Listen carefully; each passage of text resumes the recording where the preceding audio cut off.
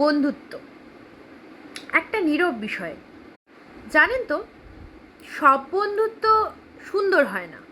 কিছু বন্ধুত্ব নীরবে বিষ ছড়ায়। তারা তোমার মুখের উপরেই হাসবে, কিন্তু পেছন থেকে ছুরিও চালাবে। যারা তোমার স্বপ্নগুলোকে ছোট করে তোমার সাফল্যকে ঈর্ষা করে।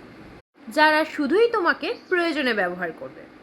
প্রয়োজন হলে প্রিয় বন্ধু, আর প্রয়োজন ফুরিয়ে গেলে তুমি অপ্রয়োজনীয় বন্ধু, যে নাকি কখনো তাদের জন্য কিছু করেইনি।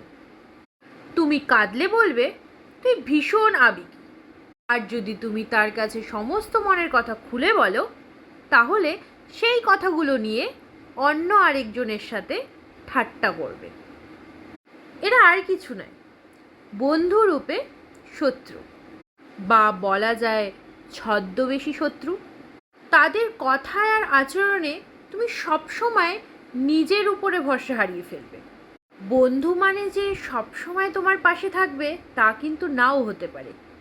সতর্ক থেকো, আর বন্ধু বেছে নিতে শেখো, কারণ জীবনটা খুব ছোট, আর এই শান্তি সেটা সব থেকে বড় সম্পদ।